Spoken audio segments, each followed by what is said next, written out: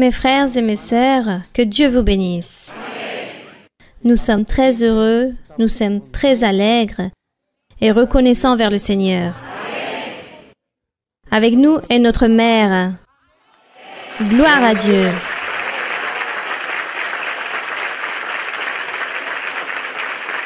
Et le contentement pour tous est vraiment immense. À nous tous aujourd'hui est en train de s'accomplir une promesse. Gloire à Dieu. Quelle allégresse, mes frères et sœurs. Bienvenue à tous. Nous sommes très heureux de vous avoir ici, à vous tous ici présents. Et pour tous, il s'agit d'une grande surprise. Une surprise, mais vraiment très, très merveilleuse. Et justement, je veux vous laisser en compagnie de notre pasteur général, notre frère Carlos Alberto Baena, et que Dieu vous bénisse. Gloire à Dieu. Quelle joie de vous voir, que Dieu vous bénisse. On vous aime énormément.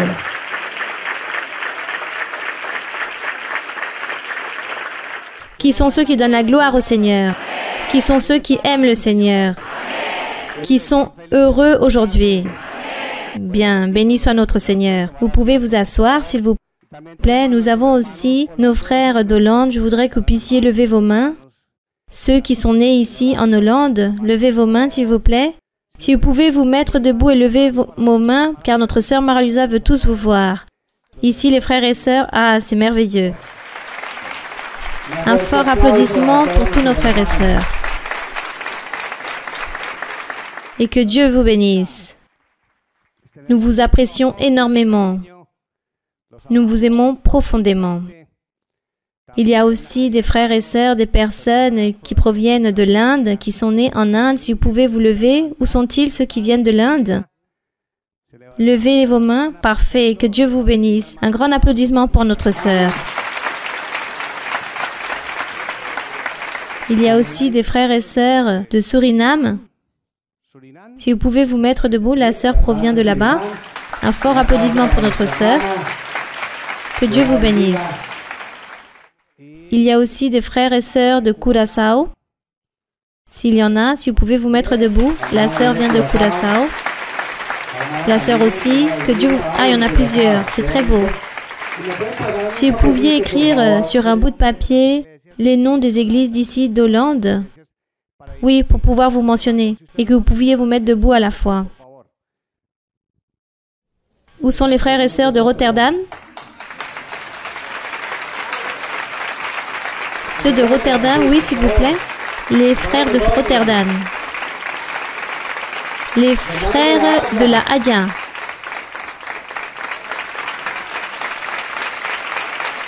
D'Amsterdam.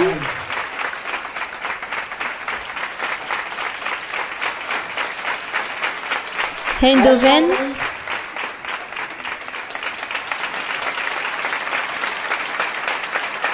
Terneuzen. Ceux de Terneuzen.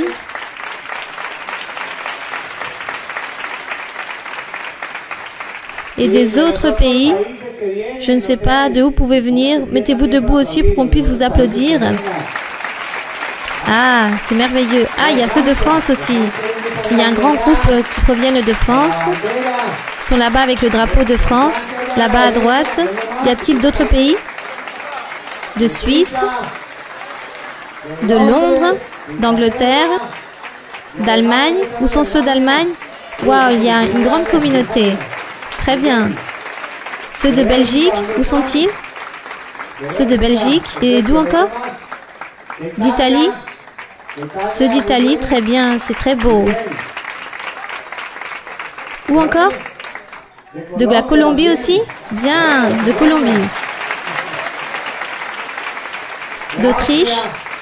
Ceux d'Autriche, où sont-ils? Ma sœur, que Dieu vous bénisse. Ah oui, très bien. Et qui d'autre? De quel pays? Équateur? Un fort applaudissement pour les sœurs d'Équateur. D'Espagne aussi? D'Espagne, un fort applaudissement pour les frères et sœurs qui viennent d'Espagne. Que Dieu vous bénisse.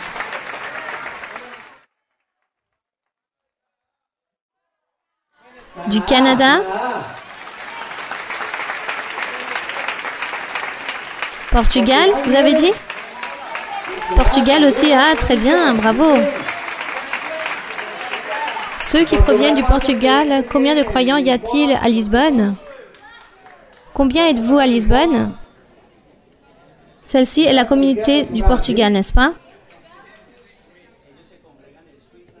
Se réunissent en Suisse, mais vous êtes portugais. Ah d'accord, très bien, c'est très beau. Je suis très heureux de vous voir, car l'église est déjà au Portugal. Peut-être notre sœur à n'importe quel moment puisse venir vous voir. C'est très beau. Car l'église se trouve à Lisbonne. Au Portugal, il y a déjà un groupe d'à peu près de 25 ou 30 personnes. C'est très merveilleux. Excusez-nous si on ne vous a pas tous nommés, mais celle-ci est l'Assemblée du Seigneur. Comme dit la Bible, l'Assemblée des saints. Gloire à Dieu. Nous allons nous mettre debout, mes frères et sœurs, et nous allons lire dans notre Bible, dans l'Évangile de Jean. Dans l'Épître de Jean, chapitre 15, nous allons lire dans nos Bibles un passage très beau par rapport au Seigneur Jésus-Christ, qui est le cep, qui est cette plante des raisins, qui est cette vigne où se trouvent les sarments, et ces branches, c'est nous. Et nous, dans la vie, comme les sarments, dans la plante, dans cette vigne, on ne peut rien faire si on n'est pas là, intégré, planté dans cette plante. Nous ne pourrons rien faire dans la vie, ni être rien, ni obtenir rien si nous ne sommes pas intégrés dans cette plante, si nous ne sommes pas avec le Seigneur Jésus. Gloire à Dieu. Alors, dans Jean, nous allons lire dans le chapitre 15, et ensuite nous allons chanter un hymne très beau dont le titre est « La vigne et les sarments », qui a un rapport avec cette lecture. Jean 15, verset 1. Nous allons lire pour l'honneur et la gloire du Seigneur. « Je suis le vrai cep, et mon Père est le vigneron. Tout sarment qui est en moi et qui ne porte pas de fruit, il le retranche, et tout sarment qui porte du fruit, il l'émonde, afin qu'il porte encore plus de fruits. Déjà, vous êtes purs à cause de la parole que je vous ai annoncée. Demeurez en moi, et je demeurerai en vous. Comme le sarment ne peut de lui-même porter du fruit s'il ne demeure attaché au cep, ainsi vous ne le pouvez non plus, si vous ne demeurez en moi. Je suis le cep, vous êtes les sarments. Celui qui demeure en moi et en qui je demeure porte beaucoup de fruits. Qui veulent porter beaucoup de fruits? Car sans moi, donc ceux par exemple qui partent de l'église ou qui s'en vont, ou qui s'y éloignent, ou qui ne sont pas reconnaissants, car sans moi, vous ne pourrez rien faire. Lisez le verset 6. Si quelqu'un ne demeure pas en moi et qu'il est jeté dehors, excusez-moi, n'oubliez pas de réaliser une pause lorsqu'il y a une virgule, une pause, et ensuite vous continuez avec le reste de la phrase. Encore une fois, le verset 6. Si quelqu'un ne demeure pas en moi, il est jeté dehors, comme le sarment, et il sèche. Puis on ramasse les sarments, on les jette au feu et ils brûlent. Parfait. Si vous demeurez en moi et que mes paroles demeurent en vous, demandez ce que vous voudrez et cela vous sera accordé. Si vous portez beaucoup de fruits, c'est ainsi que mon Père sera glorifié et que vous serez mes disciples. Comme le Père m'a aimé, je vous ai aussi aimé. Demeurez dans mon amour. Si vous gardez mes commandements, vous demeurez dans mon amour, de même que j'ai gardé les commandements de mon Père, et que je demeure dans son amour. Si vous gardez mes commandements, vous demeurez dans mon quoi? Dans mon amour. Donc il faut quoi? Garder les commandements. Et ça, c'est l'expression de qui? De cet amour envers Dieu. Ça, c'est la clé pour tout dans la vie spirituelle. Comme nous gardons les commandements, donc c'est-à-dire imiter qui? Le Seigneur Jésus-Christ. Et dans ce cas-là, je demeure dans son amour. Dans l'amour de qui? Du Père. Parfait. Lisez le verset 11. Je vous ai dit ces choses afin que ma joie soit en vous et que votre joie soit parfaite. C'est ici mon commandement. Aimez-vous les uns les autres, comme je vous ai aimé. Il n'y a pas de plus grand amour que de donner sa vie pour ses amis. Vous êtes mes amis. Mais si quoi? Si vous faites ce que je vous commande, vous voyez? Cela est très important. Verset suivant, lisez-le. Je ne vous appelle plus serviteur, parce que le serviteur... Relisez, s'il vous plaît, ce verset.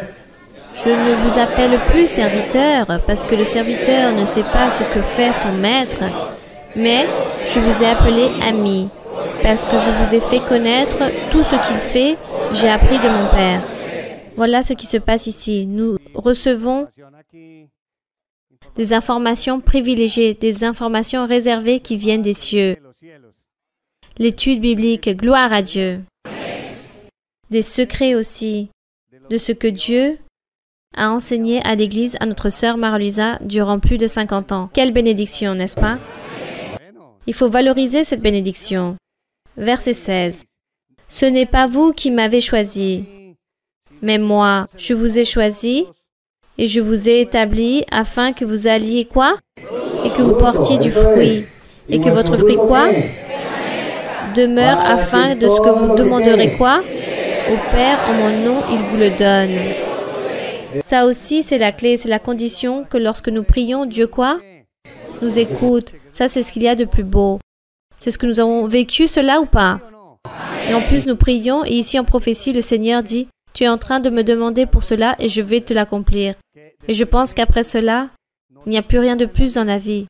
Ça, ce sont les manifestations les plus grandes qui existent dans la vie, qu'en prophétie, le Saint-Esprit nous réponde par rapport à ce que nous lui demandons. Gloire à Dieu.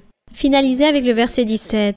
Ce que je vous commande, c'est de vous aimer les uns les autres. Gloire à Dieu. Et l'amour au milieu de nous.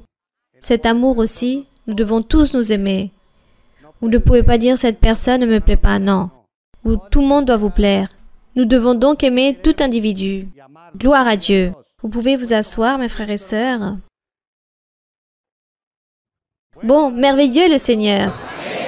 Grand est notre Dieu. Nous allons chanter au Seigneur.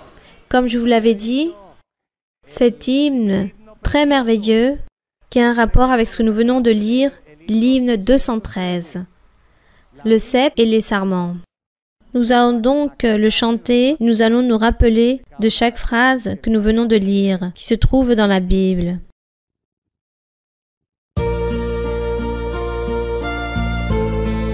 Merci Seigneur. Nous désirons tous appartenir dans cette vigne, et de plus en plus, mon Seigneur. Et que toi, Seigneur, tu puisses nous purifier, car nous sommes ces sarments, que tu puisses nous purifier pour que nous puissions donner beaucoup de fruits. Merci, mon Dieu. Nous t'aimons et nous te bénissons, nous te glorifions, mon Seigneur.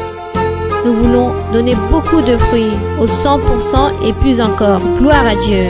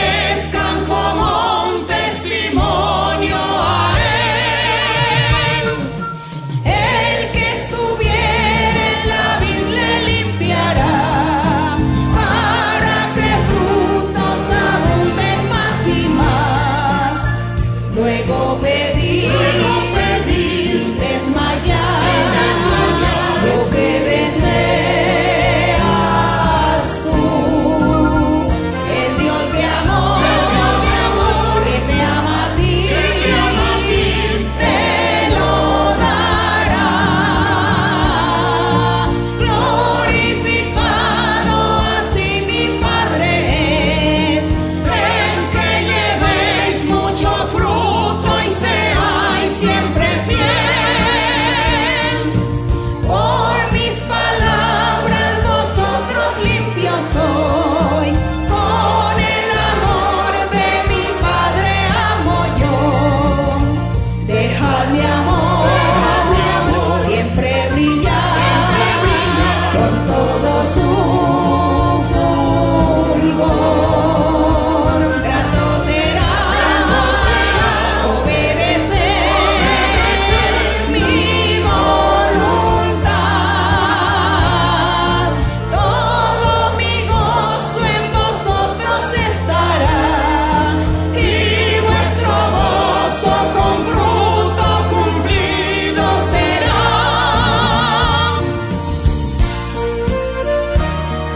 Louange au Seigneur. Gloire à Dieu. Et maintenant, dans cette dernière partie, nous allons rentrer dans la jouissance du Seigneur, qui veulent rentrer dans l'allégresse de Dieu, qui veulent que Dieu soit heureux avec vous. Toujours pensez en cela. Vous pouvez vous mettre debout, mes frères et sœurs. Nous allons chanter 2 cantiques pour donner pas à notre sœur Mara-Luisa. Nous sommes heureux, nos cœurs battent à l'intérieur de nous avec une grande intensité. Car il y a beaucoup d'amour envers Dieu, beaucoup de valeur envers Dieu, beaucoup d'admiration, beaucoup de respect, beaucoup d'amour avec notre sœur Mara-Luisa, avec notre mère spirituelle, notre leader spirituel. Gloire au Seigneur. L'Église, tout ici réunie à Rotterdam, est de fête avec le Seigneur. Aujourd'hui, nous allons donc chanter 2 cantiques. Le cantique 21, il y a un motif qui est de grande joie. Nous allons exprimer cela au Seigneur. Qu'est-ce que être dans cette vigne, dans le sceptre de notre Seigneur Jésus-Christ, notre Rédempteur, notre Dieu, notre Seigneur Jésus. Louange à Dieu. Louange au Seigneur, numéro 21. Gloire à Dieu. Un fort applaudissement pour le Seigneur, car lui, c'est notre Sauveur, notre Rédempteur, notre Dieu. Béni soit le nom du Seigneur Jésus, qui nous a donné l'Évangile et qui nous a envoyé le Saint-Esprit. Et c'est pour cela qu'aujourd'hui, le Saint-Esprit s'agite dans nos cœurs. Il est avec nous. Louange au Seigneur. Numéro 21. Il y a un motif qui est de grande joie. Merci Seigneur, nous t'aimons, nous te vénérons, nous te bénissons, nous te glorifions avec toutes les forces de notre être, notre âme, notre cœur est pour toi. Alléluia. Béni soit notre Seigneur, puissant est le Saint-Esprit. Gloire à Dieu. Gloire à Dieu, gloire au Seigneur Jésus-Christ. Puissant est le Seigneur, nous t'aimons mon Seigneur.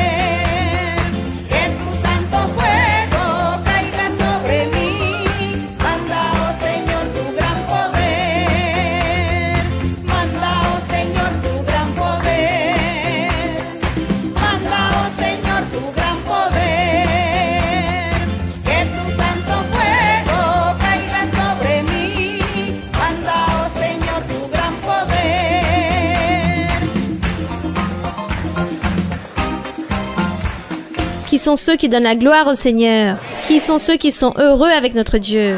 La joie augmente pour recevoir notre sœur Mara-Luisa. Notre sœur avec nous, gloire à Dieu.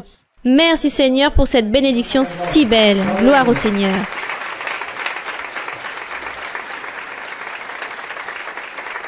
Bonsoir mes frères et sœurs. Que Dieu vous bénisse. Que Dieu vous bénisse mes frères et sœurs. Je sais que le Seigneur, il est ici. Et je sais que le Seigneur, il s'est manifesté. Il est en train de se manifester parmi nous. Le Seigneur a vu les cœurs si heureux que vous avez. Et comme il les a vus si contents, son esprit est en train de se manifester dans chacun d'entre vous. Peu importe la nationalité ou la langue. Même si nous ne comprenons pas la langue, nous comprenons la langue de Dieu. La langue du Seigneur, c'est ce qui fait que nous sentons la présence de notre Dieu et de son Saint-Esprit dans notre être, dans notre cœur, dans notre vie. Il y a l'Esprit de Dieu là en train de s'agiter.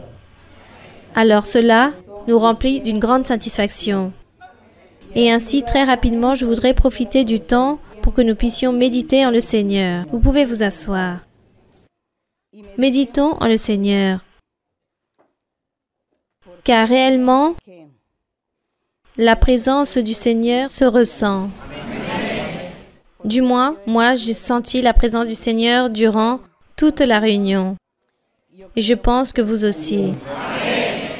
C'est vraiment très merveilleux. C'est beau de croire et de suivre un Dieu véritable. C'est vraiment très beau de suivre un pur évangile véritable, de suivre la voie du Seigneur dans la vérité de Dieu et être certain que nous sommes en train de marcher dans cette voie. Et c'est sûr que Dieu est là avec nous et qu'il nous regarde. Et que Dieu nous a parlé et nous a fait des merveilleuses promesses et qu'il est aussi en train de les accomplir. Ça, c'est ce qu'il y a de plus beau. Ça, c'est la certitude que nous devons avoir. Avoir cette sûreté et cette conviction que nous sommes avec Dieu, ce Dieu véritable qui a créé le ciel et la terre. Ce Dieu puissant et grand qui a parlé à Abraham, à Isaac et à Jacob, et qu'il leur a réalisé des promesses très merveilleuses qui sont en train de s'accomplir jusqu'au jour d'aujourd'hui et qui continueront à s'accomplir jusqu'au jour où le Seigneur voudra faire disparaître cette planète et le reste. Ça, c'est la grandeur de notre Dieu. Et les êtres humains, même s'ils ont changé leur manière d'être, leur cœur, ils se sont transformés par rapport à d'autres sujets de la vie, par rapport à d'autres intérêts, même si eux, la plupart, ont oublié Dieu, nous sommes ici l'assemblée du Dieu vivant. Et lui, il va nous aider pour que nous puissions évangéliser et publier la parole de Dieu. Aujourd'hui, nous allons ouvrir le psaume 39. Mais bien avant, nous allons saluer nos très chers frères et très chères sœurs et toutes les personnes qui vont nous voir à travers la vidéo. Car pour vous aussi, il y a de grandes bénédictions du Dieu du ciel. Nous remercions le Seigneur. Merci à notre Dieu Tout-Puissant, qui réalise les merveilles, qui fait des promesses très belles et qui les accomplit. On le remercie. Le psaume 39. Car nous allons nous réjouir dans les psaumes des paroles directes de notre Dieu à travers de ses prophètes, de ses chanteurs. Et que tous ces mots sont ici. Ceux-ci sont pour nous, mais aussi pour les futures générations. Il dit ainsi, « Je disais, je veillerai sur mes voies, de peur de pécher par ma langue. » Ici, apparemment, comme si c'était le roi David, mais ce n'était pas le roi David qui était en train de dire cela par rapport à lui personnellement, mais le Saint-Esprit du Seigneur était en lui et prenait sa bouche pour parler. C'est pour cela qu'il y a un psaume qui dit, le roi David dit dans un psaume, « Ma langue est comme la plume d'un habile écrivain. » Car Dieu envoyait tellement de mots qu'il devait avoir un écrivain qui puisse écrire très rapidement afin qu'aucun mot ne soit oublié, aucun détail de tout ce que Dieu parlait à travers sa bouche. Et nous, sûrement aujourd'hui aussi, nous pourrions dire la même chose. lorsque le Seigneur, le Saint-Esprit, nous remplit pour pouvoir parler des langues, nous pourrions dire aussi, Seigneur, notre langue est comme la plume d'un habile écrivain, avec la seule différence que je ne comprends pas ce que je suis en train de parler car ce sont tes langues angélicales, célestes. Mais sûrement, ce sont des messages de louange pour notre Père. Et aussi pour que notre vie spirituelle puisse s'édifier et que nous puissions nous motiver pour croire que Dieu existe et qu'il faut suivre et continuer à louer ce Dieu vivant. Il dit donc, « Je veillerai sur mes voies de peur de pécher par ma langue, je mettrai un frein à ma bouche tant que le méchant sera devant moi. » Dans certaines lectures antérieures, dans certaines études bibliques, ce méchant, il se réfère au diable. Donc ici, il parle du diable. Et le Seigneur Jésus disait que ce méchant était là devant lui, à tout instant, pour pouvoir le piéger, pour pouvoir le mettre à l'épreuve, pour pouvoir l'offenser. Il dit que lui, il était en train de toujours garder sa langue afin de ne pas parler à la légère, afin de ne pas pécher. Mais ce n'est pas que le Seigneur allait parler à la légère pour pécher. C'était nous, le peuple du Seigneur, les enfants de Dieu, les croyants en Jésus-Christ. Le Seigneur Jésus, connaissant la faiblesse humaine, priait le Père pour nous tous, en train de dire que ma bouche ne parle pas à la légère, que je puisse être sage et intelligent pour pouvoir exprimer mes sentiments, pour ne pas offenser quiconque et beaucoup moins mon Dieu. Et le Seigneur Jésus, comme lui, il connaissait nos faiblesses. Autant qu'être humain, il priait le Père pour nous. Et on remercie le Seigneur. Et dans sa prière, il disait cela. Je veillerai sur mes voies, de peur de pécher par ma langue, je mettrai un frein à ma bouche, tant que le méchant sera devant moi. Car cet ennemi est toujours devant nous, toujours derrière nous. Il est toujours en train de nous observer, de nous regarder, voir ce que nous faisons ou qu'est-ce que nous cessons de faire pour pouvoir machiner des mauvaises choses contre nous. Mais nous appartenons au Seigneur et nous aimons notre Dieu. Alors, ce méchant devra remuer sa colère, car il ne va rien réussir avec nous. Et dans le verset 2, il dit, « Je suis resté muet dans le silence, je me suis tu, quoique malheureux, et ma douleur n'était pas moins vive. » Le Seigneur Jésus, ainsi, il a vécu dans la vie, il a vécu autant qu'être humain. Il lui arrivait beaucoup de choses désagréables, beaucoup de difficultés, des tribulations, et tant de persécutions à travers son ennemi.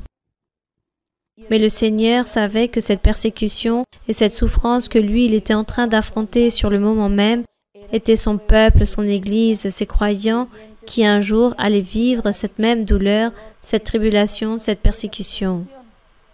Lui, il savait déjà cela, car lui, tout d'abord, il s'est comporté autant qu'homme, pour pouvoir expérimenter ce que l'être humain sentait et l'incapacité ou la faiblesse de l'être humain. Et c'est pour cela que le Seigneur nous considère. C'est pour cela qu'il est si miséricordieux envers nous. Depuis ce jour a commencé sa miséricorde, en train de prier le Père pour nous, en train de se faire passer pour nous devant le Père, en train de dire, « Regarde, je suis humain, car je veux être le haut-parleur de toutes ces personnes et de tous ceux qui viendront dans le futur pour se convertir dans mon véritable évangile. Alors eux, ils vont souffrir et vont recevoir la persécution de l'ennemi, mais toi, tu vas les écouter, tu vas les garder. » Voilà ce que le Seigneur Jésus disait au Père. On remercie notre Seigneur. Donc, dans le verset 3, il dit, « Mon cœur brûlait au-dedans de moi. Un feu intérieur me consumait. Et la parole est venue sur ma langue. Éternel, dis-moi quel est le terme de ma vie, quelle est la mesure de mes jours, que je sache combien je suis fragile. » Prière du Seigneur Jésus-Christ, autant qu'humain qu'il était en train de se comporter. Mais aussi, c'est une prière pour nous, que nous devons dire cela aussi au Seigneur, ou combien de fois nous avons pu dire cela au Seigneur sous différents mots, ce même genre de message. Dans le verset 6, vous pouvez le lire. Voici, tu as donné à mes jours la largeur de la main, et ma vie est comme un rien devant toi. Oui, tout homme debout n'est qu'un souffle. Le Seigneur disait, voici, tu as donné à mes jours la largeur de la main. Et cela fut vrai, car le Seigneur Jésus a vécu jusqu'aux 33 ans, autant qu'être humain, en train de se comporter Dieu comme un être humain. C'est pourquoi il dit que ses jours ont été donnés comme la largeur de sa main. Oui, ton homme debout n'est qu'un souffle. Oui, l'homme se promène comme une ombre. L'homme qui vit beaucoup d'années n'a jamais cherché Dieu et n'a jamais connu Dieu ou ne l'a cherché ou n'a fait de bonnes œuvres, alors il s'agit d'une vanité. Ce fut un homme qui fut juste un décor, une personne de plus dans le monde, en train d'occuper un endroit mais qui n'a rien fait de plus. Donc on parle de vanité. Une vanité, quelque chose qui ne sert à rien, qui a une fin et qui se termine de manière désagréable. Oui, l'homme se promène comme une ombre. Il s'agite vainement, et cela est vrai aussi. Il amasse, il ne sait qui recueillera. Ça aussi, c'est une vérité. Un homme sans Dieu, c'est une vanité. Il s'efforce, il lutte dans la vie, comme ainsi dit le psaume, il amasse les richesses et d'autres, qui sûrement n'appartiennent même pas de la même famille, en profiteront. Et il dit maintenant, Seigneur, que puis-je espérer? En toi est mon espérance. Cela, c'est ce que nous devons croire, penser et espérer. Qu'est-ce que nous espérons? Si notre espérance se trouve en Dieu, notre Seigneur. Notre espérance se trouve en Dieu. Notre espérance ne se trouve pas dans la vie ni dans les années que nous allions vivre, ni dans les puissants, ni dans les millionnaires, ni dans les personnes qui savent beaucoup qui va et viennent. Nous attendons de personne, mais notre espérance, c'est Dieu. Et si Dieu nous a mis à vivre dans ce monde, c'est pour que nous puissions lui servir avec un objectif. Dieu nous a créés avec une certaine finalité, que nous puissions le connaître et que nous puissions continuer et louer son nom, car Dieu dit qu'il a créé l'homme pour la louange de son nom, pour son honneur, pour le glorifier, mais l'homme n'a pas voulu donner l'honneur et la gloire à Dieu. Mais l'homme est en train de donner l'honneur et la gloire à lui-même. Et nous ici, nous sommes en train d'être sauvés de ce monde. Et Dieu, dans sa miséricorde, nous a pour que nous puissions être l'assemblée de Dieu, pour que nous puissions être l'assemblée des justes, des saints, de ceux qui vont louer le Seigneur tous les jours dans leur vie. Et nous sommes ici car notre Dieu nous a créés et nous a convaincus. Et nous sommes convaincus de son existence et de son amour. Et c'est très beau lorsqu'on lisait dans Jean, par rapport à celui qui aime Dieu et qui accomplit ses commandements, celui-ci va apporter beaucoup d'œuvres, beaucoup de fruits. Beaucoup seront les fruits qui seront en cet homme ou en cette femme. Et que Dieu, étant plaisant de cela, bénira. Il donnera les victoires et les triomphes à chacun, il leur donnera la paix et la joie. Ça, c'est notre espérance en le Seigneur. On remercie le Seigneur pour sa miséricorde. Dans le verset 9, il répète à nouveau cette phrase qui dit « Je reste muet, je n'ouvre pas la bouche, car c'est toi qui as agi. Détourne de moi tes coups, je succombe sous les attaques de ta main. Tu châties, car le Seigneur s'irrite avec son peuple, avec ses fils, avec ses croyants, lorsque eux manquent à Dieu ou essaient de se dévier du chemin, Dieu châtie. Et le peuple a reçu un châtiment, et beaucoup ont reçu le châtiment du Seigneur par désobéissance.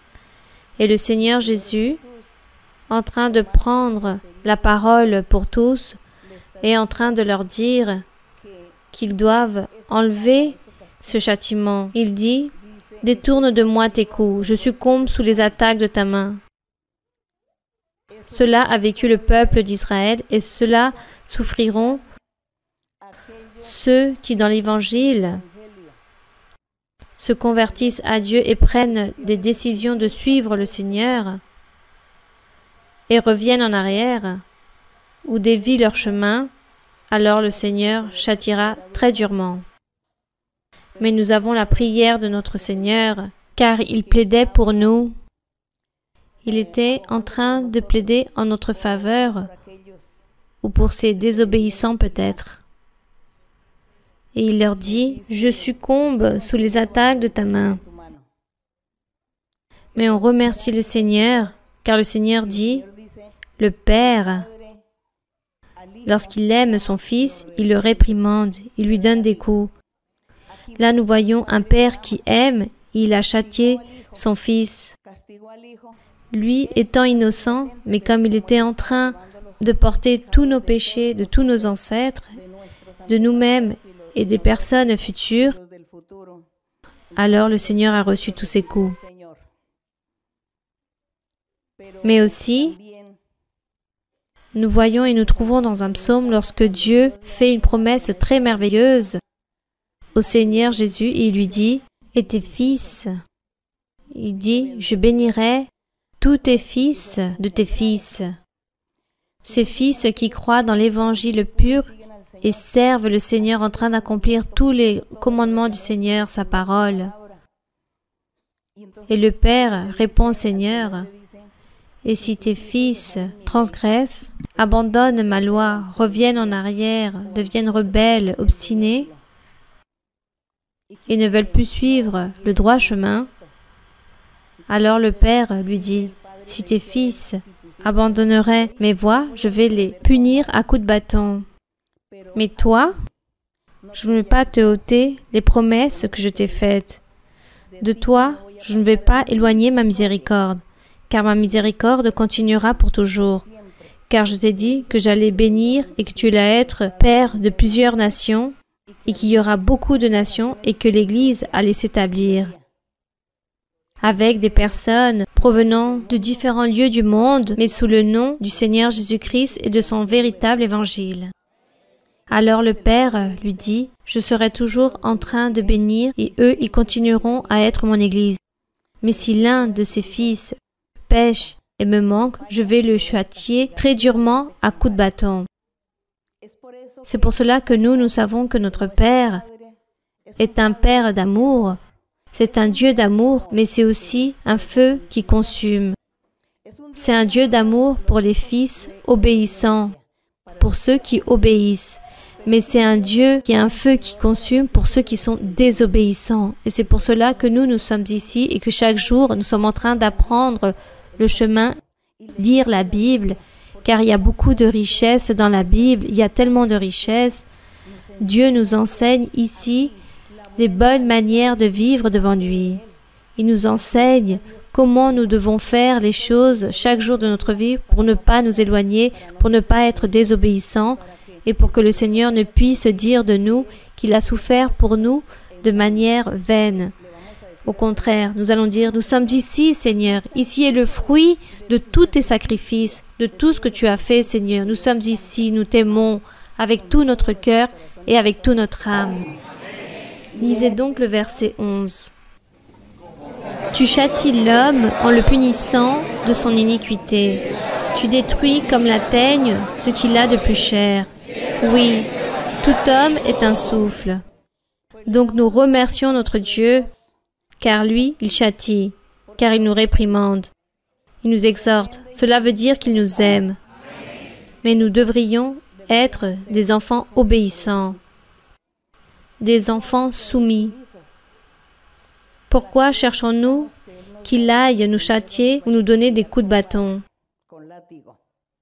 Ne cherchons pas cela, mais que nous soyons plutôt des enfants obéissants, comme la parabole du fils prodigue que le Seigneur raconte, que cet homme qui avait 2 enfants, l'un d'eux lui a demandé l'héritage et est parti. Il partit gaspiller toute la fortune et a abandonné son foyer, ses parents, son frère. Le temps passa et il souffrit énormément, car le Seigneur lui donna des coups de bâton et le punit très durement. Et lui, après avoir tant souffert, après avoir vécu la famine, la nudité, il était devenu un sans-abri et devait manger ce que les animaux mangeaient. Il prend la décision de revenir à nouveau chez son père.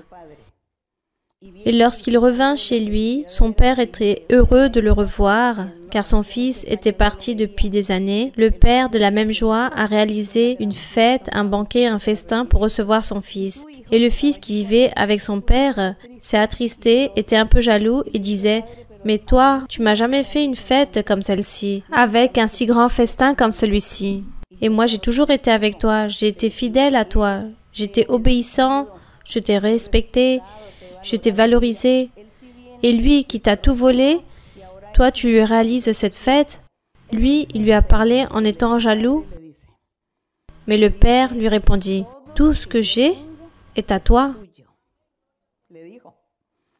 Mais ce fils qui s'est perdu, qui aujourd'hui revient et que de nouveau je peux l'avoir avec moi, celui-ci, je lui fais cette fête. Mais ce que j'ai et ce que je suis est à toi, mon fils, car toi, tu as gagné toutes ces bénédictions, car tu as toujours été fidèle à mes côtés. Donc notre Père dit, le Seigneur Jésus dit que cette parabole, cette illustration, il l'a donnée pour les croyants, pour ses fils obéissants et pour aussi les désobéissants. Car l'enfant qui est désobéissant part et perd beaucoup de bénédictions, tandis que celui qui est obéissant sera toujours fidèle au Seigneur et Dieu lui donnera beaucoup de bénédictions, beaucoup de triomphes et beaucoup de victoires spirituelles et matérielles. De tout lui donnera le Seigneur. Alors l'enfant qui est désobéissant, le Seigneur le châtie, lui donne des coups de bâton, le fait souffrir et reviendra à nouveau. Il revient, mais les bénédictions que Dieu avait données à les enfants obéissants, il ne va pas les ôter juste pour celui qui est revenu. Il devra recommencer tout à zéro. C'est comme s'il était revenu au point de départ. Il est parti, il a transgressé, il a méprisé les bénédictions de Dieu. Il est parti, et comme Dieu l'aimait, Dieu l'a ramené. Mais il doit recommencer tout depuis le début. C'est comme la personne qui avait avant les dons spirituels, travaillait, était dans les premiers lieux, aidait dans l'assemblée, faisait beaucoup de choses. Et comme cette personne est partie, et lorsqu'elle revient, elle doit revenir à faire les choses qu'elle faisait au début, car le Saint-Esprit s'est éloigné de cette personne. Donc cette dernière doit de nouveau reconquérir le cœur de Dieu, commencer à nouveau, reprendre tout depuis le début. Et de ce fait, Dieu ne va pas bénir cette personne comme il aurait voulu la bénir si cette personne aurait été fidèle au Seigneur, comme Dieu en train de bénir à ses enfants qui sont fidèles, tandis que pour cette personne, Dieu la garde, est miséricordieux, la pardonne, mais les bénédictions s'éloignent. Ça, j'ai pu le remarquer. Dans toutes mes années d'expérience, j'ai pu voir cela. Sur beaucoup de personnes qui avaient les dons spirituels, qui travaillaient, qui avaient beaucoup d'enthousiasme, qui étaient là en train de servir le Seigneur et un jour ont transgressé, sont partis en arrière. Et avec le temps, les années, elles sont revenues à l'Église.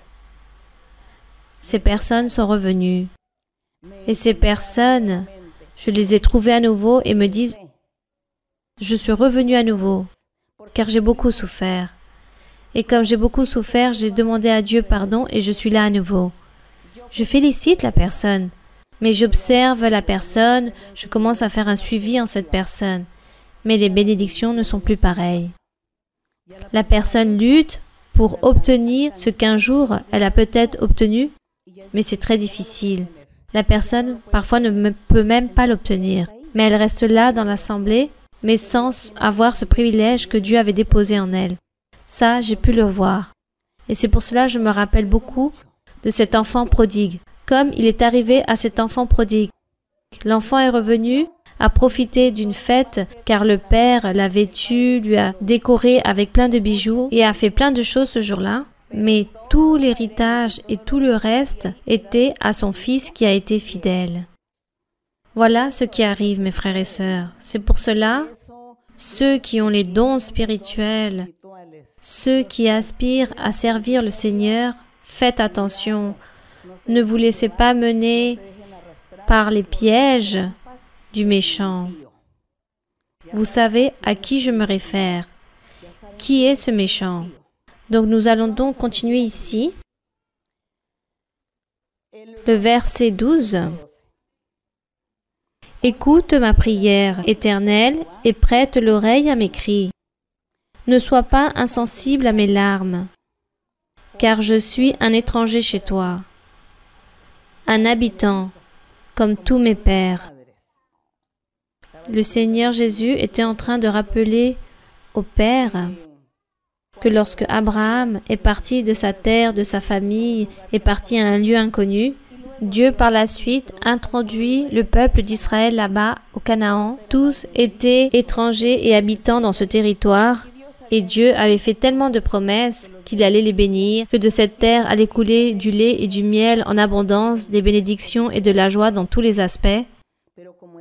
Mais comme eux, ils ont péché, ils ont désobéi à Dieu, alors cette promesse ne s'est pas accomplie. Donc le Seigneur a dit à mes fils, aux fils de Jésus-Christ, aux croyants de l'Évangile, je leur donnerai cette bénédiction.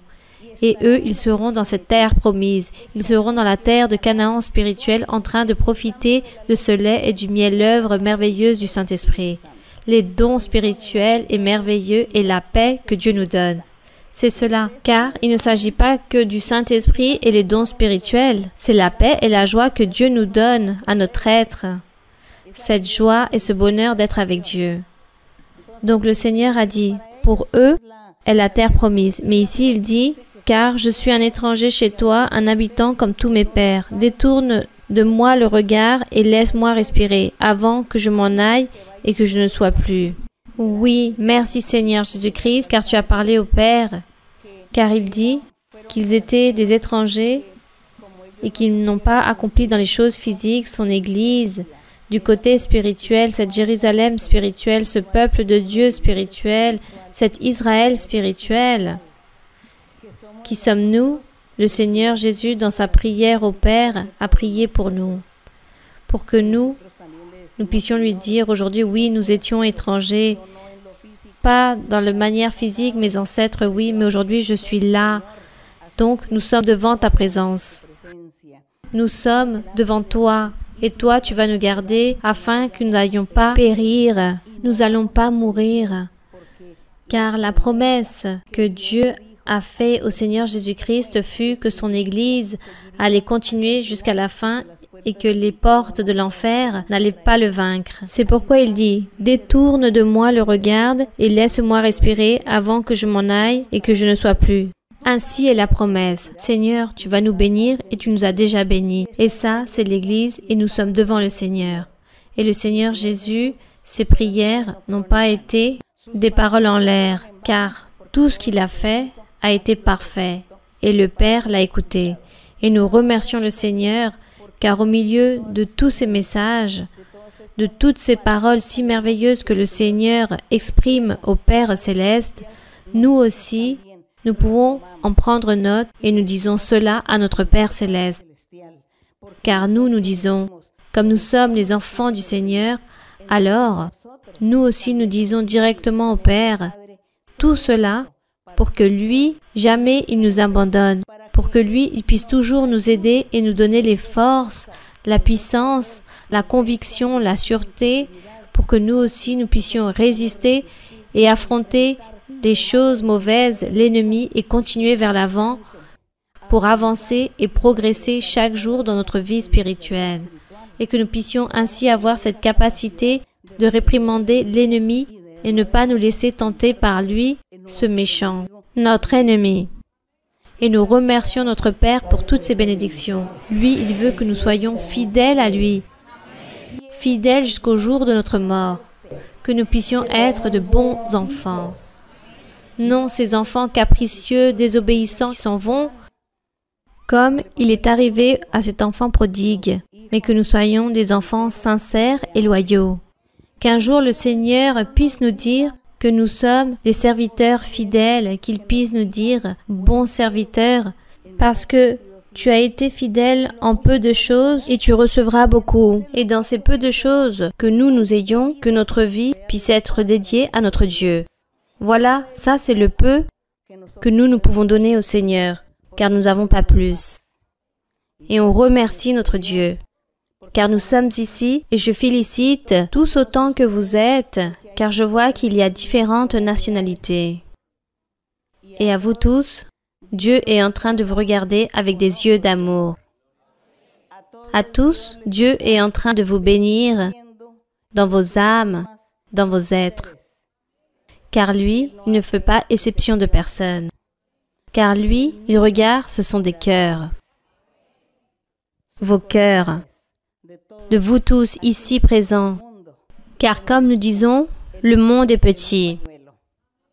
Et nous disons au Seigneur, nous voici Seigneur. Nous te servirons et nous te louerons. Chantons donc au Seigneur, chantons à notre Dieu un cantique. Chantons-lui, je t'exalterai, mon Dieu, mon roi. Chantons au Seigneur dans la langue que ce soit. Ceux qui ne parlent pas espagnol, chantez avec la mélodie que vous êtes en train d'écouter dans votre propre langue. Chantez au Seigneur en vous aidant de la mélodie, car Dieu connaît toutes les langues. Et Dieu va vous écouter, et il va vous regarder et voir l'effort que vous faites pour louer son nom, pour glorifier son nom. Car les cantiques, ce sont des mots de louange pour notre Dieu. Mais la langue, c'est une barrière qui parfois sépare beaucoup d'entre nous. Mais non, ici nous sommes un seul dans l'Esprit de Dieu, un seul en le Seigneur. Gloire à notre Dieu. Chantons donc ce cantique.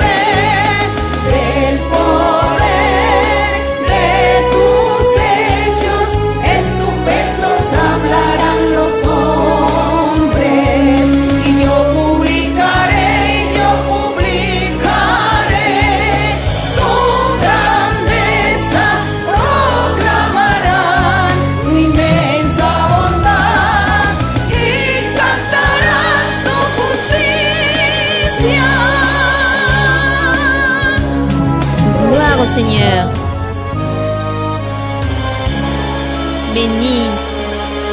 Béni soit le nom du Seigneur.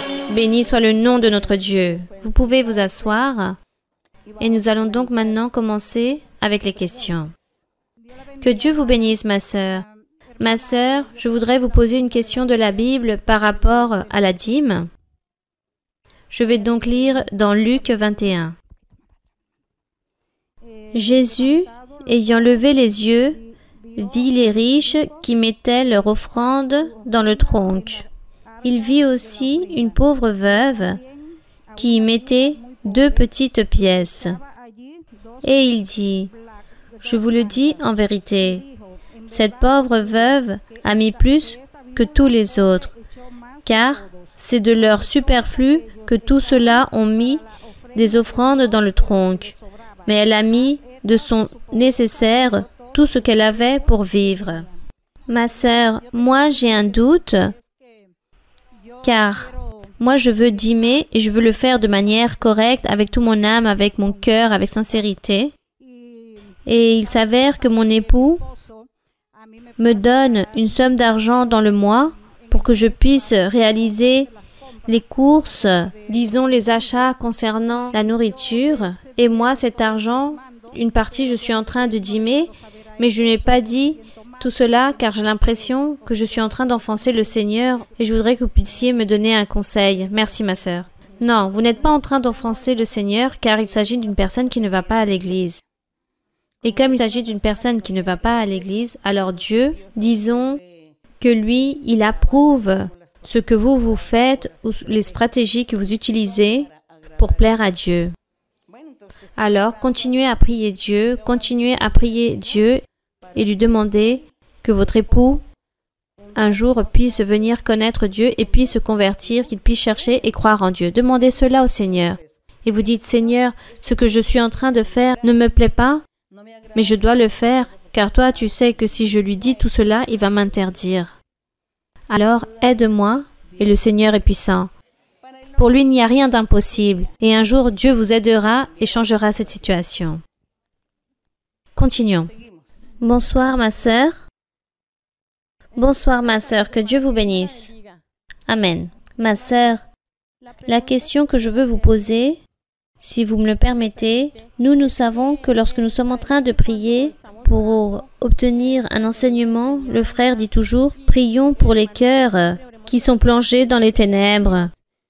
Ma question, ma sœur, est comment faire les personnes, disons, qui ont le don de la prophétie, peuvent aider ces brebis qui sont faibles, qui ont un cœur obscurci, car elles sont en train d'écouter la parole du Seigneur, mais c'est que tout rentre dans une oreille et tout y en ressort de l'autre, et n'accomplissent pas les commandements du Seigneur. Et toutes ces personnes, ma sœur, je sais que nous devons avoir beaucoup de patience, beaucoup d'amour, mais comment peuvent faire les frères et sœurs qui ont le don de la prophétie pour avoir cet appui du Seigneur, ma sœur, pour que ces personnes, ces brebis faibles, puissent être sauvées, car nous ne savons pas si le Seigneur les a apportées, ma sœur, pour qu'elles soient un objet de scandale pour nous-mêmes, pour ceux qui ont le don de la prophétie, pour pouvoir libérer ces personnes. Ma sœur, merci beaucoup pour votre réponse. Je vous aime beaucoup en le Seigneur et le Seigneur veut que je prie beaucoup pour vous. Merci pour être ici. Bon, la sœur est en train de dire que ceux qui ont le don de la prophétie, qu'il faut prier pour ceux qui ont le don de la prophétie, car c'est eux qui vont libérer les personnes sans intelligence, qui ont un cœur obscurci, que les personnes qui ont un cœur obscurci dans l'Église, nous voyons qu'ils sont là, mais ne font pas la volonté du Seigneur, elles ne font pas. Bon, cela n'a rien à voir avec le don de la prophétie. Je me réfère, c'est à ceux qui ont le don de la prophétie, comment avoir cet appui pour qu'ils puissent libérer ces personnes qui ont un cœur obscurci, ma sœur. Comment faire? Non, ce n'est pas ceux qui ont le don de la prophétie qui doivent libérer.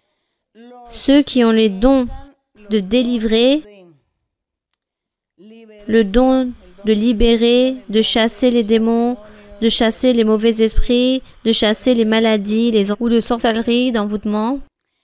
Et c'est peut-être ces personnes qui ont ces dons peuvent prier pour les personnes qui ont le cœur obscurci.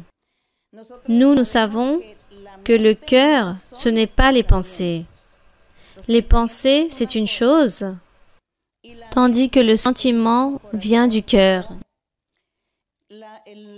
C'est le même critère ou conceptualisation que nous pouvons avoir par rapport à tout. Nous commençons à avoir une conceptualisation de nous-mêmes. Qui suis-je? Comment suis-je? Qu'est-ce que j'aime? Suis-je intelligent ou pas? Suis-je patient ou je ne le suis pas? Suis-je sage ou pas? Suis-je intellectuel ou pas? Nous-mêmes, nous nous formons notre propre concept. Moi, je suis trop sensible, je suis un pleureur, je suis trop coléreux, ou je suis trop arrogant. Nous avons tous un concept de nous-mêmes, n'est-ce pas? De comment nous sommes. Nous, lorsque nous naissons et nous commençons à grandir, alors nous faisons une conceptualisation de nous-mêmes et de la vie et de tout ce qui nous entoure. De notre famille, des personnes, des amis, nous avons un concept et un concept global de l'humanité et de tout le reste. Car nous apprenons au fur et à mesure que nous grandissons de manière physique et maintenant il y a un accroissement spirituel et intellectuel aussi, de savoir, de connaître beaucoup de choses. Les médias de communication nous apprennent beaucoup de choses et nous apprenons chaque jour des choses nouvelles et nous avons une nouvelle conceptualisation des choses, de la vie, du monde, différente à celle que nous avions peut-être 10 ans, 15 ans, 20 ans en arrière. Donc, cette conceptualisation, disons cette manière d'être, s'appelle le cœur.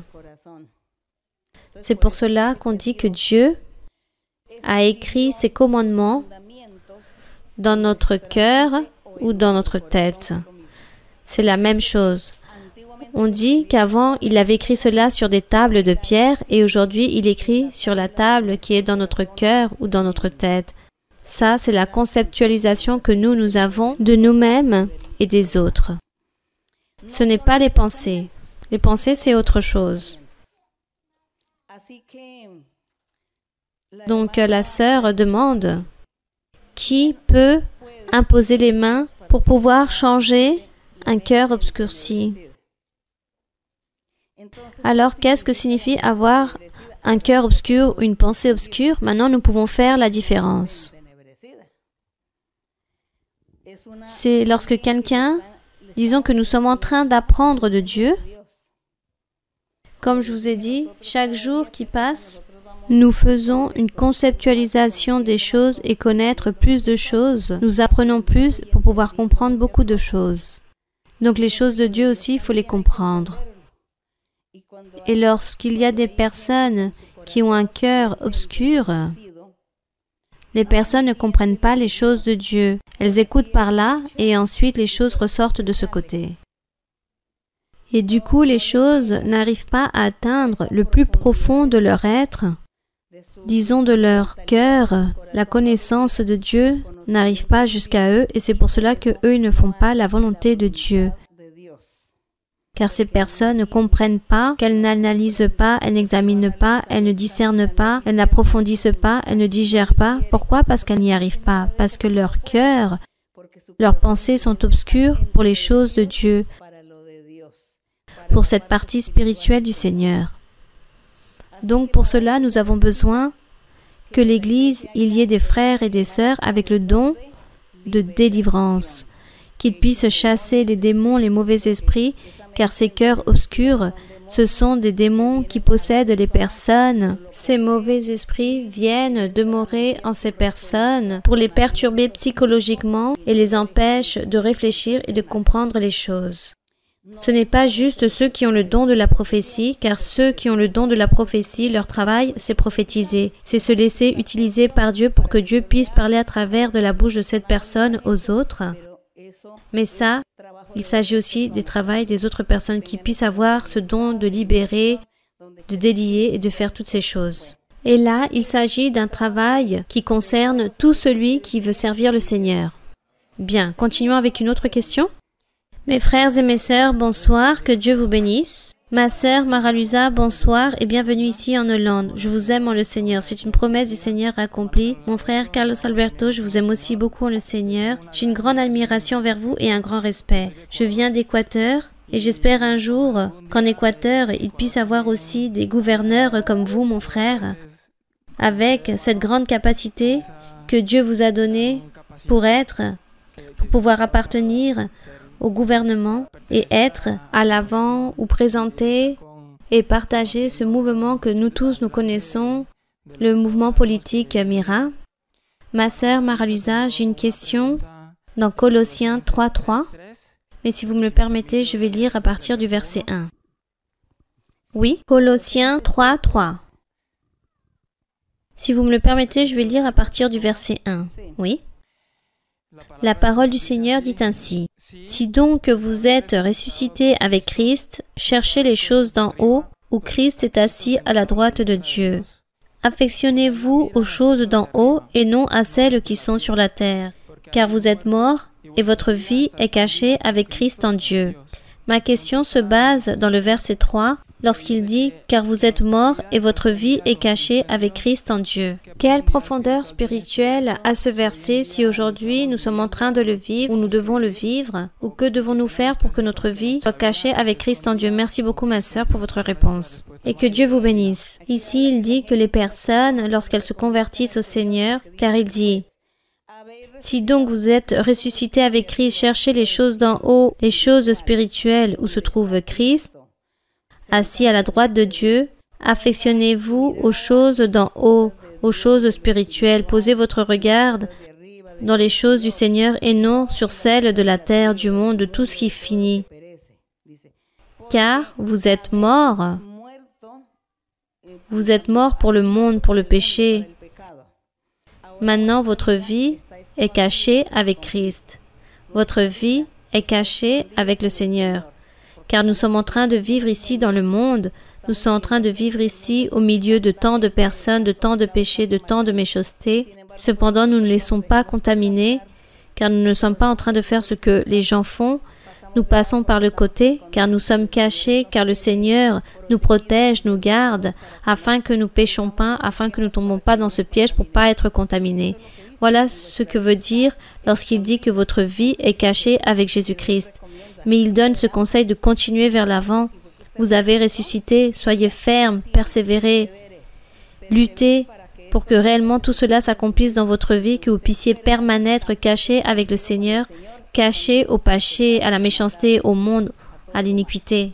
Bien. La dernière question, ma sœur? Oui? Ma sœur, bonsoir.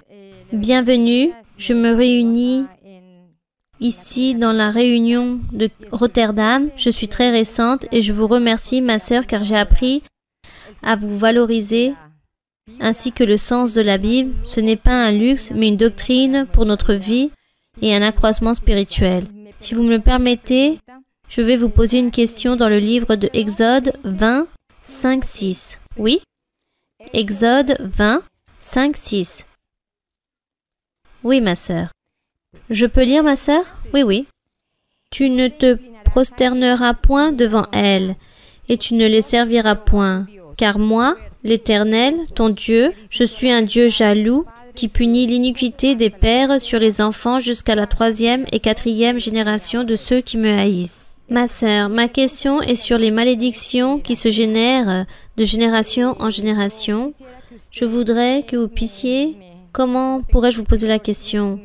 Que vous puissiez m'enseigner par rapport à ces genres de malédictions. Et ma deuxième question, c'est être prophète de notre propre vocabulaire. Y a-t-il un rapport avec ces deux questions entre les malédictions générationnelles ou avec les malédictions de 4e, 3e et 5e génération? Donc ici, le Seigneur est en train de parler des images, des statues, des dieux païens. Car il dit, tu n'auras pas d'autre Dieu devant ma face, tu ne te feras point d'image taillée, ni de représentation quelconque des choses qui sont en haut dans les cieux, qui sont en bas sur la terre ou qui sont dans les eaux les plus bas que la terre. Tu ne te prosterneras point devant elles. Car il dit, tu ne les serviras point. Tous ces genres de dieux, d'images, de statues, de peintures, tu ne vas pas te prosterner en eux et tu ne vas pas les honorer. Car moi, l'Éternel, ton Dieu, je suis un Dieu jaloux qui punit l'iniquité. Il dit que Dieu châtie l'iniquité des pères sur les enfants jusqu'à la 3e et 4e génération, c'est-à-dire jusqu'au arrière-arrière-petit-fils. Ça, ce sont les générations. Donc, si les pères ont été idolâtres, n'ont pas obéi au Seigneur, ont fait ces iniquités, le châtiment viendra aux enfants, aux petits-enfants, aux arrière-petits-fils et aux arrière-arrière-petits-fils. Et aux arrière-arrière-petits-fils se terminera ces malédictions. Mais que se passera-t-il si ces arrière-arrière-petits-fils se marient et commencent également à adorer et à vénérer des images et réaliser d'autres dieux, à les glorifier, à les louer et abandonnent un Dieu de côté? Que se passera-t-il avec ces arrière-arrière-petits-fils? Viendra le châtiment de Dieu jusqu'à la 4e génération de ces derniers. Et ainsi de suite. Et ainsi successivement, c'est ce qui s'est passé. Si réellement, jusqu'à la 4e génération, les arrière-arrière-petits-fils, si eux auraient réalisé un acte de repentance et auraient cherché Dieu, alors la malédiction aurait pris fin. Mais comme ces arrière-arrière-petits-fils ont continué avec le péché, disons, de leur arrière-arrière-grand-père, alors la malédiction revient à nouveau jusqu'à la 4e génération, et à la 4e génération, si eux aussi sont mauvais et continuent dans le péché de l'idolâtrie, et ainsi de suite, cette malédiction suivra. Mais si certains d'entre eux se seraient repentis à la 3e génération, si ces arrière-petits-fils se seraient repentis, alors Dieu ôtera la malédiction et viendra la bénédiction, ainsi que pour leur descendance. Voilà ce qui se passera. Mais malheureusement, nous voyons à travers la Bible que personne ne s'est repenti, absolument personne. Au contraire, tous ont péché. Tous ont péché et ont continué à pécher, et des siècles et des siècles et des milliers d'années sont passés jusqu'au jour où est venu le Seigneur Jésus lorsqu'il dit que notre Dieu a regardé sur la terre voir s'il existait au moins une personne qui puisse faire la volonté de Dieu, et il dit qu'il n'y en avait aucun. Tous étaient destitués de la gloire de Dieu, car tous avaient péché. Donc nous pouvons voir que les générations ont péché et ont continué à pécher. Aujourd'hui, dans l'évangile du Seigneur Jésus-Christ, nous aspirons et nous voulons avec tout notre cœur que notre future génération puisse chercher Dieu, qu'elle puisse chercher le Seigneur. C'est pour cela qu'il faut donner un bon exemple à nos propres enfants et à nos enfants donner des exemples à leurs propres enfants et ainsi de suite. Toujours. Pour que de cette façon, toutes les futures générations puissent chercher Dieu et puissent vivre dans l'Évangile et puissent obtenir la vie éternelle. Bien. Bien, ma sœur. Et par rapport à qu'est-ce que être prophète de notre propre vocabulaire? Comment ça, prophète de notre... Par exemple, lorsque nous disons les choses de mauvaise façon, nous-mêmes, disons, nous attirons la malédiction à nous-mêmes. Comme il y a des prophètes qui sont pour édification comme les dons spirituels. Non, ma sœur, disons qu'il y a des personnes qui sont obstinées, rebelles et commencent à dire des choses, des sottises, et dû à leur obstination, à leur caprice, à cause de leur propre ignorance, car peut-être il s'agit d'une personne ignorante, alors cette personne commence à dire des choses insensées, et donc Dieu commence à châtier cette personne. Il lui dit, « Ah, vous avez dit des choses insensées, alors moi je vais faire que tu puisses tomber dans ce trou et que tu vas tomber dedans. » Mais cela ne fait pas le Seigneur avec tout le monde. Il fera peut-être avec certaines personnes, je ne sais pas. Mais Dieu ne fait pas ça avec tout le monde et cela, ce n'est pas non plus de la doctrine. Que tous là vont parler et donc parce qu'ils ont parlé, alors ils sont devenus prophètes. De même, non, cela n'est pas ainsi.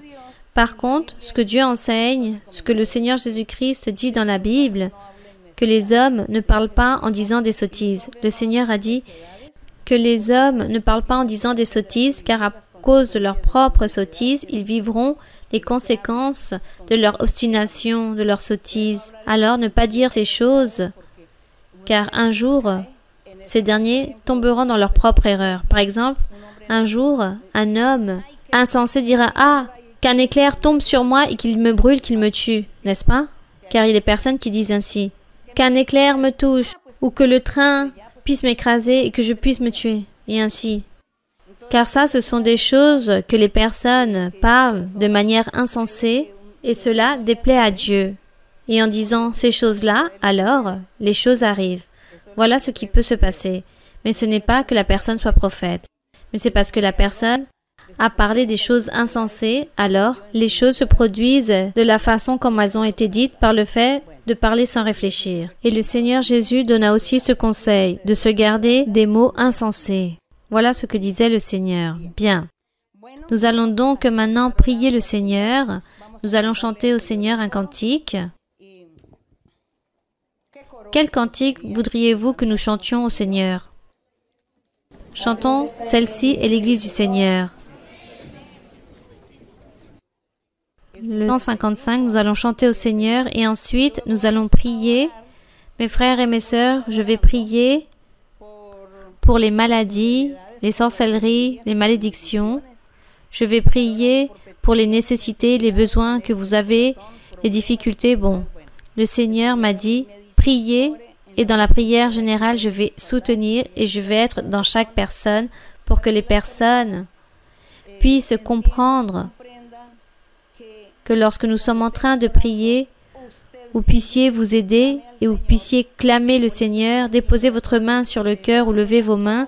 Si vous ne pouvez pas, peu importe, ne levez pas vos mains. L'important, c'est que vous, la pétition que vous avez, le besoin que vous avez, la nécessité que vous avez besoin, si vous avez besoin qu'on puisse vous faire une chirurgie ou qu'on vous la fait, vous n'arrivez pas à guérir, de me dire et racontez tout au Seigneur, car lui, il va vous écouter et lui, il va vous donner la bénédiction. Voilà. Donc nous allons donc chanter au Seigneur. Celle-ci est l'Église du Seigneur.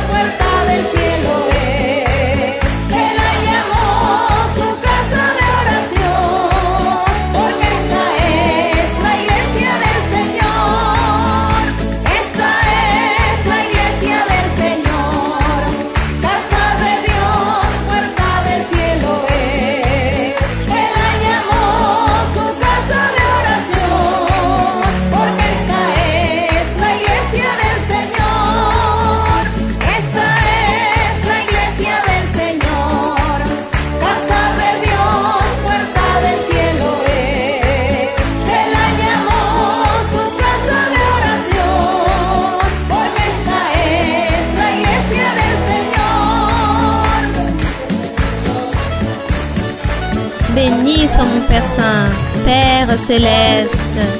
Merci Seigneur.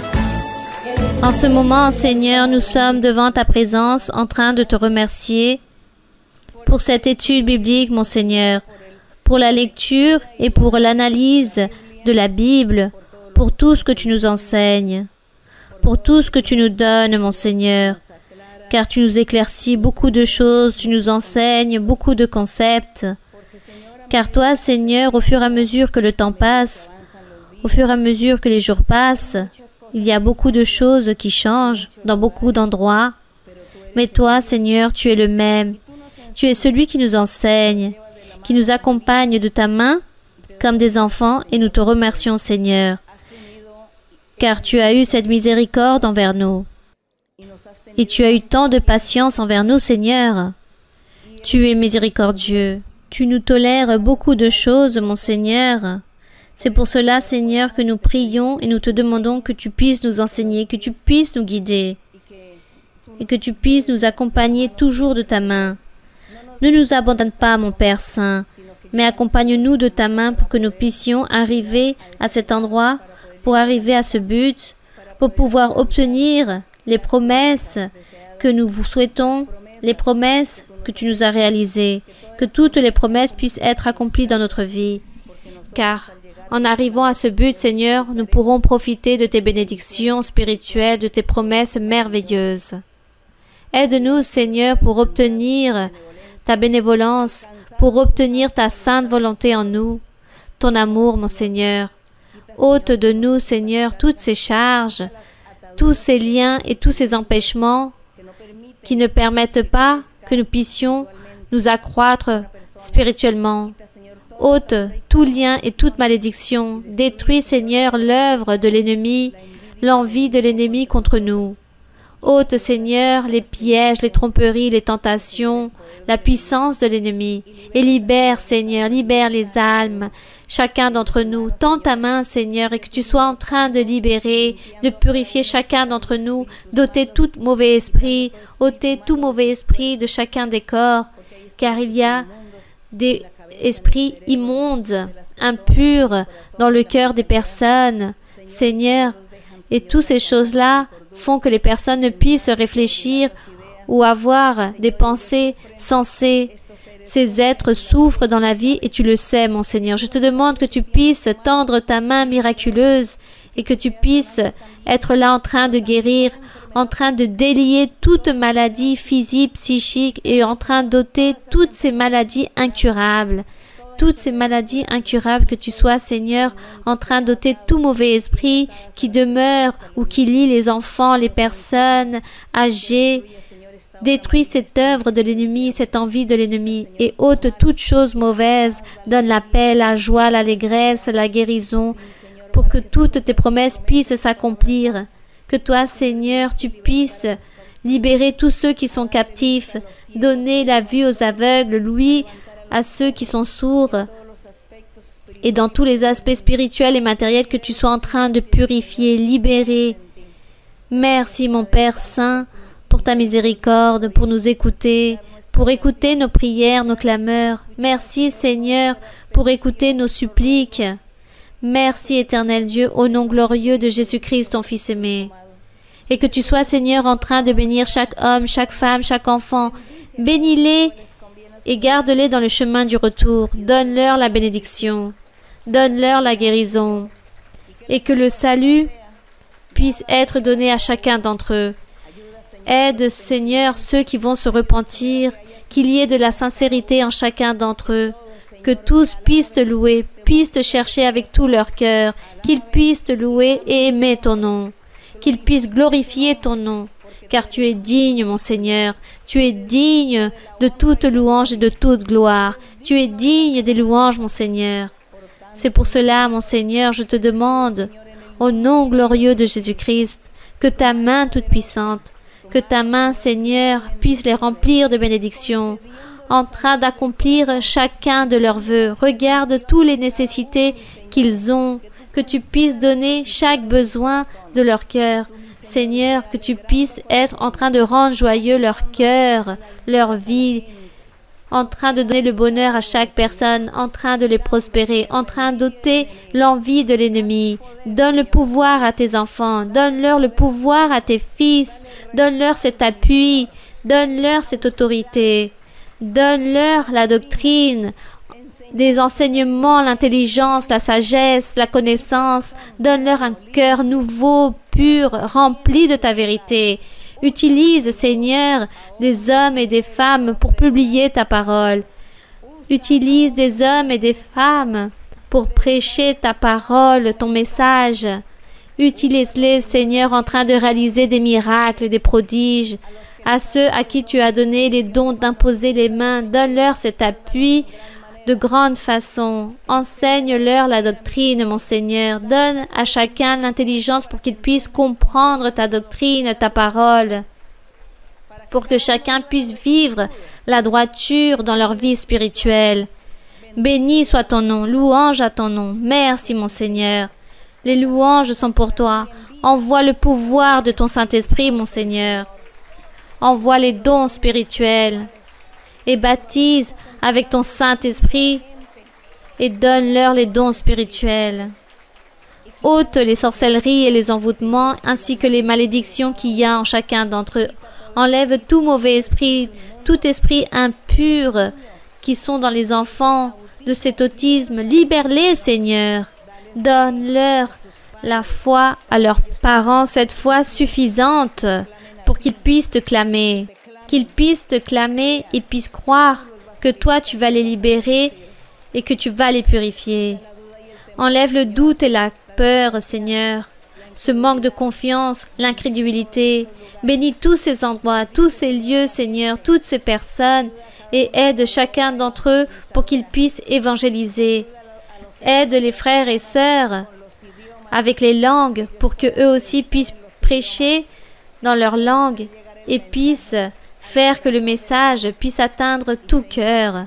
Seigneur, adoucis tous ces cœurs qui sont durs, ôte toute rébellion, toutes ces duretés de cœur, ôte cela, Seigneur. Seigneur, avec ta main toute puissante, avec ceux qui disent être athées, qui disent ne pas croire en Dieu, je te demande, Seigneur, que tu puisses réaliser des miracles, que tu puisses être là en train de libérer, que tu puisses purifier et délivrer, mon Seigneur.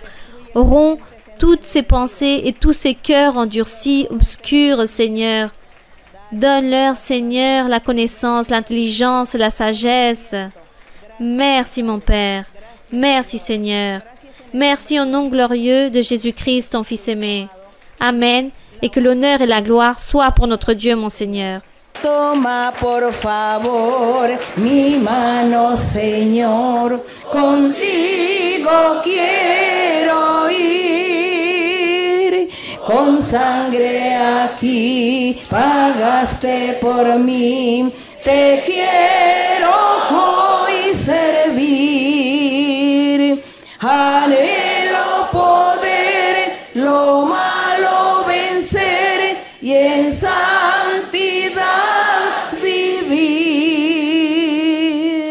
Toma por favor mi mano, Señor, contigo quiero ir.